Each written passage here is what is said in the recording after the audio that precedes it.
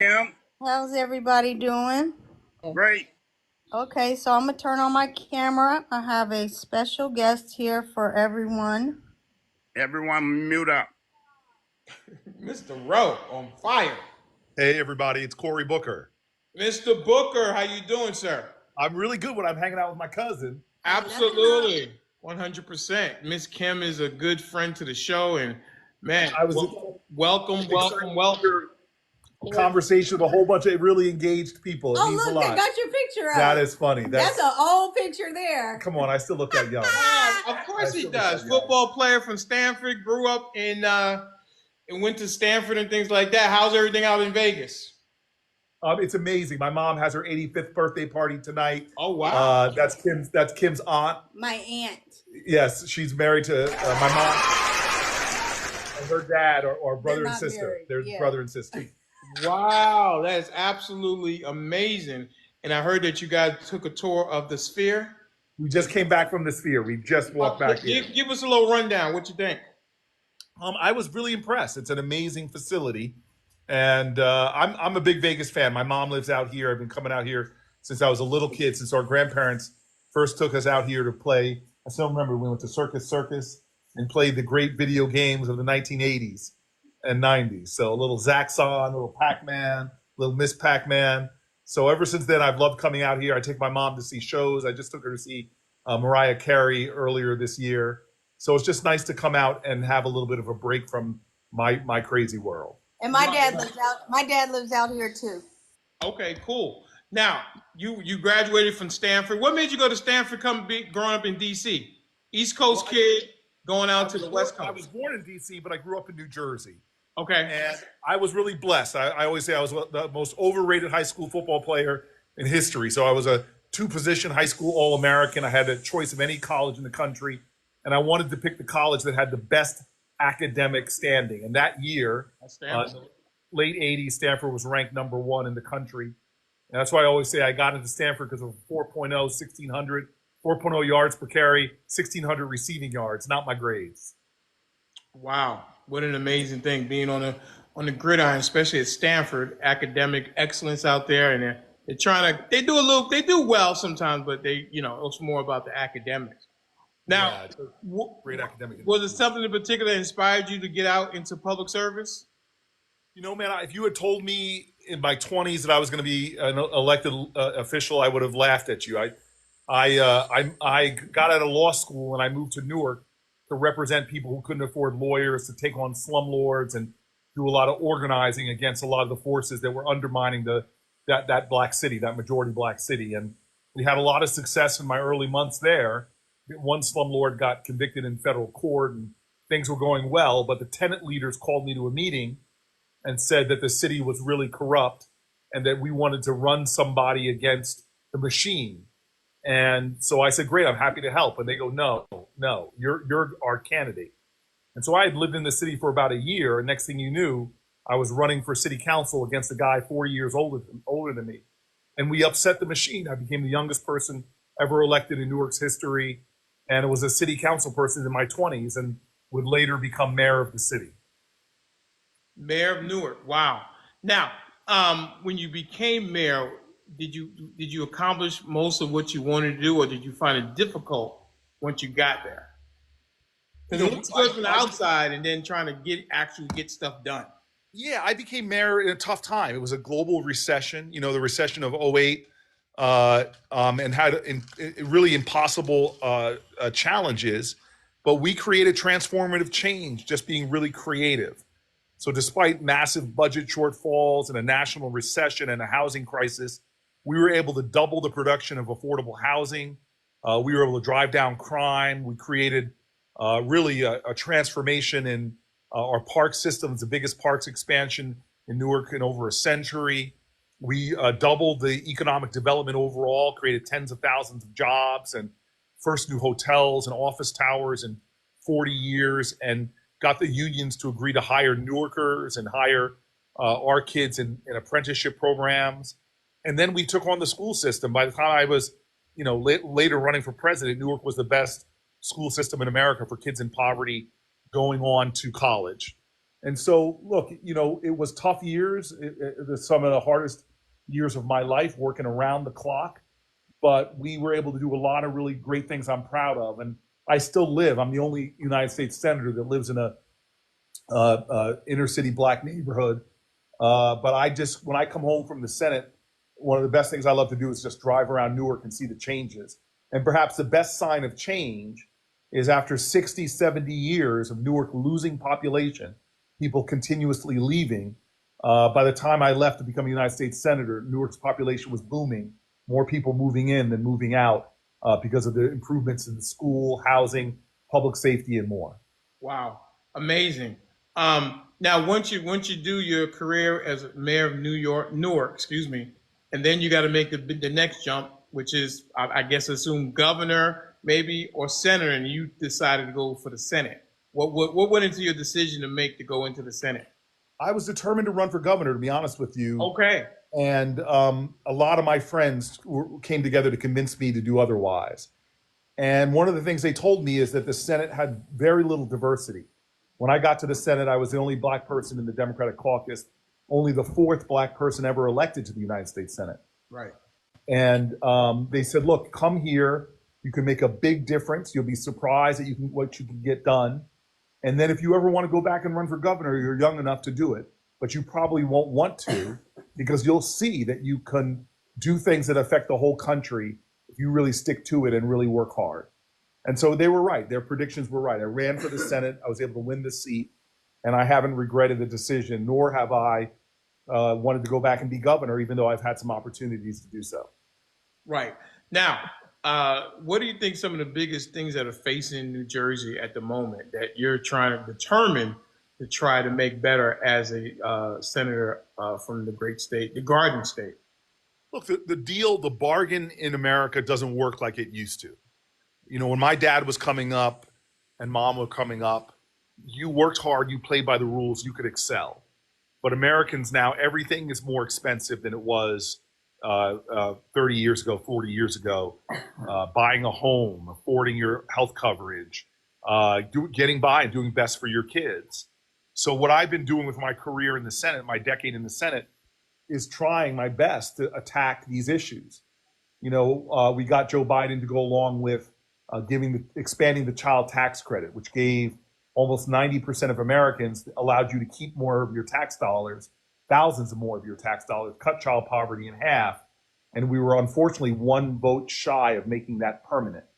One of the biggest things in black communities that undermines us is the criminal justice system, because there's no difference in America between blacks and whites for selling marijuana or using marijuana. Blacks are more than 4 times more likely to be arrested for those things. And if you live in communities like mine in Newark, damn near 1 out of every 2 black men have had arrest records. And it's not because we commit more crime, it's because the criminal justice system isn't fair. So we've attacked that. And people don't realize if you have an arrest, forget even a conviction, getting a job, getting a loan from the bank, there's a lot of things that become very hard. As the American Bar Association says, there are 40,000 collateral consequences if you have a criminal conviction. So, we worked really hard to repeal a lot of that stuff. We got Joe Biden to pardon all simple marijuana possession charges on the federal level through the First Step Act, which we passed under Donald Trump. The legislation I helped write, thousands and thousands of people were liberated from prison. I was talking to the president a few days ago to get him, before he leaves, to pardon all the people who got caught in the crack powder cocaine disparity. So we've been able to make a lot of changes in criminal justice. We've been able to lower the cost of prescription drugs. You all know this who are on this call. Blacks are disproportionately have diabetes. Insulin rates were outrageous. We were able to get those costs capped at $35. And so I'm just really focused on issues that help people better afford the American dream and better get an access to live a life of abundance and well-being. Wow, amazing. Now, there was a big election, if you know. I don't know if you know about it, November the 5th. And your candidate did not win. Listen, the Democratic Party, do you think the Democratic Party... You better watch it, because that's his sister, so you better watch it, brother. do you think that the Democratic Party is going to take an accurate autopsy of what happened and try to see a way forward in 2 years with the House and then in 4 years? And your name has been bounded about. I've heard that and read some articles about that as a possible candidate. Or is the Democratic Party going to take an accurate autopsy so that they can do better in the future? Yeah, you know, we lump all Republicans and all Democrats as if they're monoliths and that they make decisions as a group. They're very different Republicans. You know, if you take a Republican like Cheney, for example, who was against Trump, or Mitt Romney, and put them in the same category as, you know, Marjorie Taylor Greene, it's not the same party. And the same thing with Democrats. You've got Democrats who are in the state legislatures, Democrats who are governors, Democrats who are House members. But I'm a leader in the Senate, and we are definitely taking a hard look at what happened. Now, we were able to, in the Senate races, buck history. A lot of our Senate candidates won in states where Kamala lost. And so those are people that did have the right message, despite the fact that the presidential candidate lost in their state. So this is not all a simplistic understanding of what Democrats need to do. I think the party as a whole has to simplify its message, has to talk directly to where people are, has to talk about their issues. People need a brand for our party where they really feel like Democrats have their back. And I'm going to do everything I can as a Senate Democrat to be pushing this messaging out. But I worry about people making broad brush pronouncements about the Democratic Party. It is not a monolithic party. There are a lot of Democrats who are such great champions that they win in places where other Democrats lose, or they win in places where their people split their ticket. So it's a complex, nuanced thing. But for me, the Democratic Party has got to get back to the basics. It's got to start talking to working people, to families, dealing with the issues that hit people's pocketbook, and make them really understand what I do and I see every single day, that Democrats are, when I'm in those rooms where no cameras are and the like, and I see who has corporate America's back and who is fighting for a child tax credit or the earned income tax credit. I know why I'm a Democrat, because I see where people are fighting, what they're standing up for, who listens to the lobbyists, who listens to the multinational corporations, and who really fights for the issues. And a lot of those issues are just not sexy, man. Like, you know, a lot of people don't know that, you know, Joe Biden, to my urging, wanted to get all the lead pipes out of the ground because black people disproportionately, in fact, the number one indicator of whether you drink dirty water. And remember, when Flint, Michigan happened, there were over 3,000 jurisdictions where children had more than twice the blood lead level of Flint, Michigan. 3,000 places that were worse water, quality water, mostly black and brown places. So I could go through issues like that we were able to, in the last 4 years, solve. But nobody sees those things.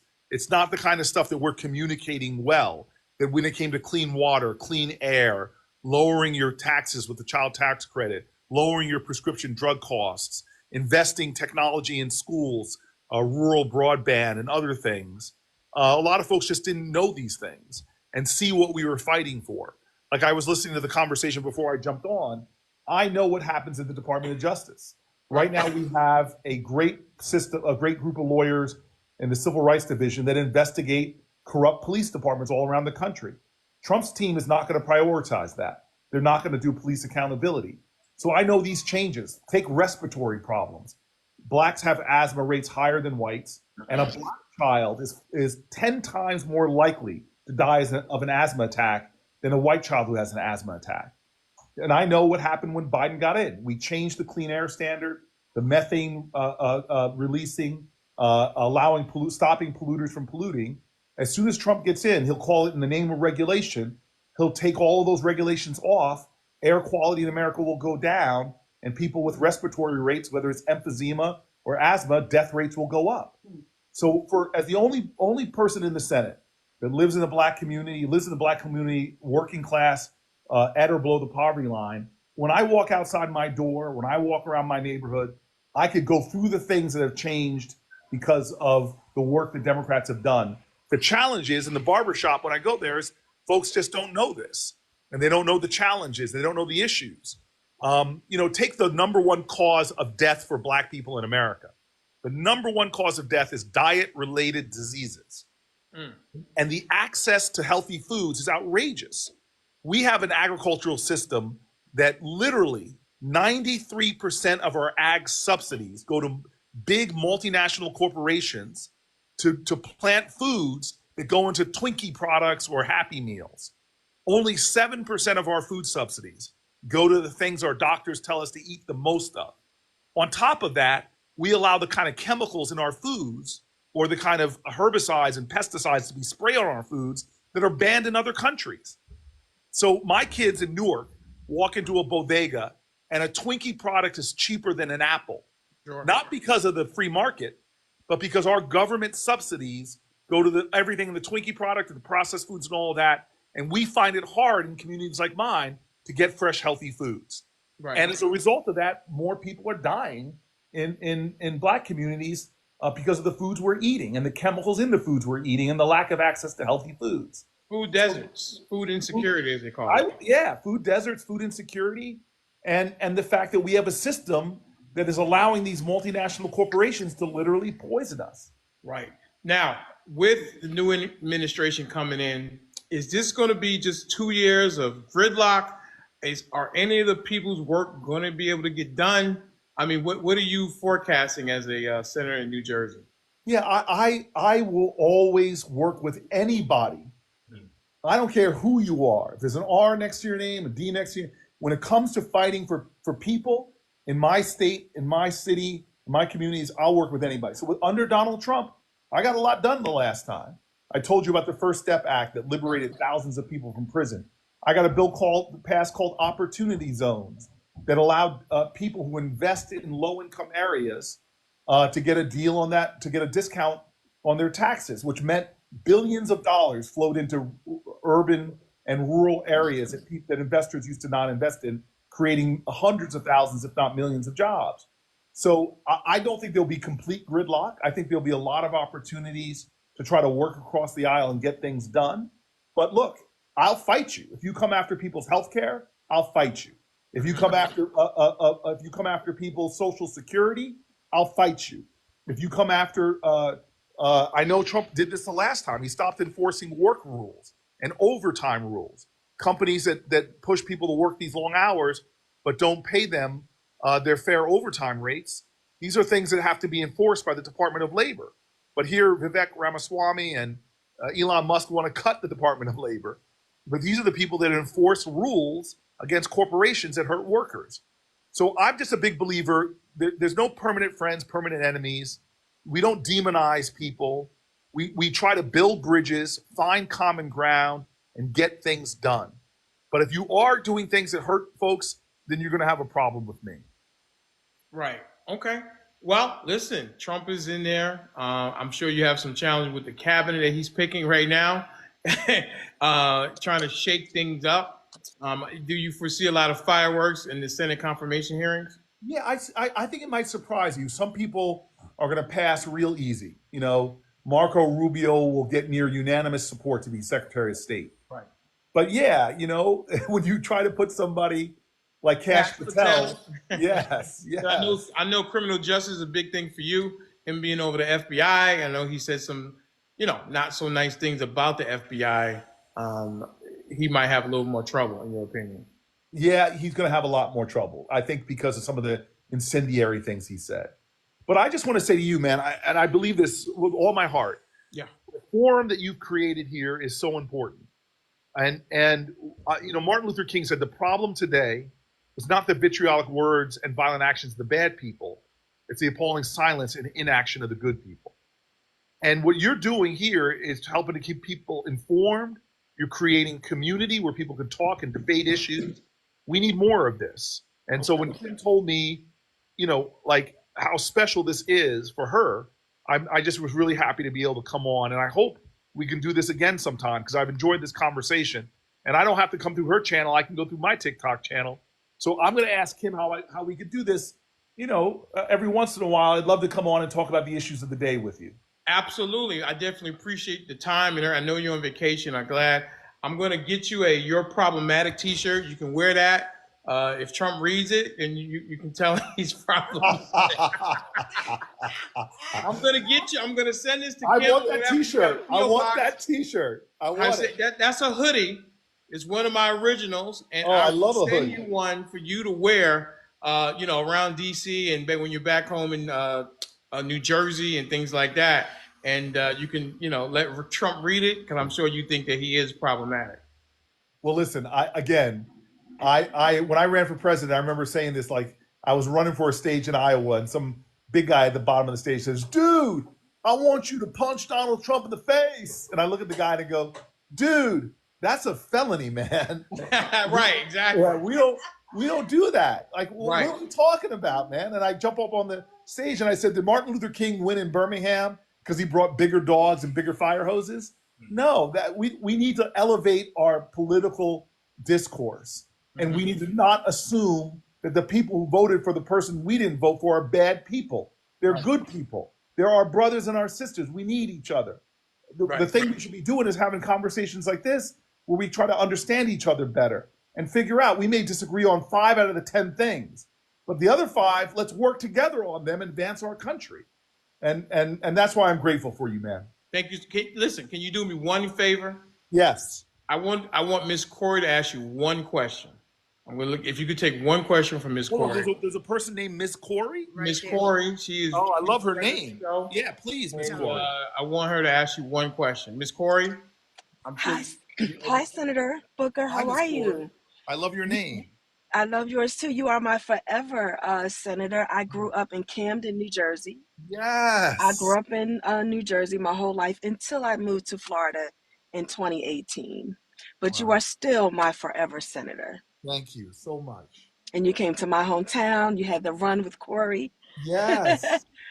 So you're putting me on the spot, Mr.Denali. Oh, you're so smart. You can come up with something. I know you had a question. You were in the comments, in the views, whatever you want to ask. And I'm also too, Mr. Cory. Senator Booker, a lifelong Democrat, and I'm going to remain a Democrat moving forward, because I do believe that we are always on the right side of history and the issues. Well, if I decide to run for president again, I hope you'll help me in Florida. Absolutely. Okay. So I have a question about voter ID.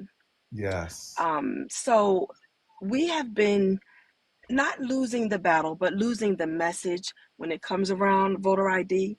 People assume that because we are hesitant about voter ID because of how we can disenfranchise voters, that we don't want voter ID because we want elections not to be fair.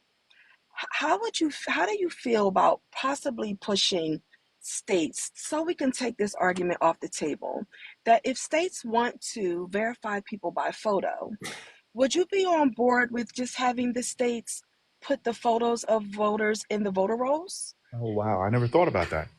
That way you show up and your photo is already on file. If you don't have an ID, you can still vote. And maybe they can tackle that at registration, as opposed to requiring it from the voters, because anything can happen. People can lose them or they don't have them, but they still can vote in many states. Yeah, look, this voter ID thing, there's so few examples of there ever being in-person voter fraud in America. You're more likely to be struck by lightning, maybe struck by lightning twice before you find in-person voter fraud. And so what I don't like is, like, you have these states where you can't use your student ID, but you could use your gun registration ID. They're clearly written in ways to disadvantage some voters and make it easier for other voters to vote. And so that to me is frustrating. But your idea is something new. I haven't thought about that. But I think we should be, as a people, making it as easy as possible for people to vote, make sure it's safe, legal, secure, and allow more people to vote, and not create a solution in search of a problem like we often do with our voting laws. Absolutely. More voting, not less, in my opinion. Yeah, so I think if we can push states to just put the photo of voters in the voter rolls, then we can take that argument off the table. Yeah, I'm going to think about that idea, Ms. Cory. Awesome. Excellent. And one question from a Republican, which is the candid American, the candid, one question. Okay, last question. Last question. I promise the last question. Okay, go ahead. Go ahead. Hey there, Mr. Booker. It's a pleasure meeting you. It's nice meeting you as well. Thank you for being on. Oh, sure thing, sure thing. So my question is, what are your views on mass deportation when Trump gets to the office, and what his agenda is as it relates to mass deportation?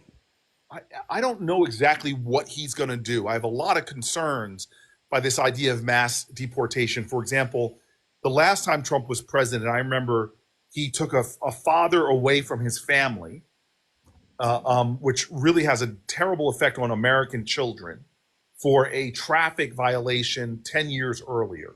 And they use that as an excuse to deport somebody who had lived in our country for 20 years, that had a family, kid. He actually had a grandchild. It just was insane to me. So I don't know exactly what he's going to do to deport, so-called deport the millions of undocumented immigrants in our country would cost us actually billions of dollars to execute upon. So I don't know exactly what their plans are, but obviously there's some of this idea if you're going after people who have got criminal records, who've done things that are illegal in our country, I'm all for that. But this idea that you're going to take law-abiding people that are here, that are paying taxes, that are contributing to our workforce, that frankly, most business people will tell you that we need in industries, it's crazy. What we should be doing is expanding pathways to legal immigration, expanding pathways to work visas because we need the labor, and then deporting people who are committing crimes or violating our laws, and then doing things to protect the southern border. And frankly, the northern border, and most people who stay here in an undocumented fashion are visa overstays as well. We should find ways to prevent the flow of people coming in here in a way that's not documented. But America needs more workers, not less, more labor, not less. We can't suffer from the same problem that Europe is suffering from and China is suffering from, which is a declining population and therefore a declining economy. And so we've got to find common ground. And in the Senate, we've done some good work. People on both sides of the aisle have done some good work in trying to find solutions to a lot of these challenges. Wow, amazing. Thank you, Mr. Booker. I appreciate you. Thank you. Thank you and give us a little insight of what's going on in the political world. Hopefully, we'll get you to come back on as a formal interview. And I would love that. I would love that. Give Kim a kiss on the cheek from me, Mr. Denali. You owe me big time. Wait. So again, Mr. Booker, thank you for coming on. Later. And we'll talk to you guys later. Have fun. Thank you. No, I wasn't. I was talking to him. I was telling him I'll see him later. Oh, okay. Yeah. And I'll get the give me to go get dressed. Get me an address, and I'll send his hoodie out to him. Give me the size, and I'll get him a problematic hoodie so he can wear it, and Trump can read it, and he can tell him that he's problematic without actually telling him that he's problematic. Okay. Yeah, I gotta ask him how does he want to do that. Yeah. Okay. Yes, I hope everyone enjoyed this great surprise.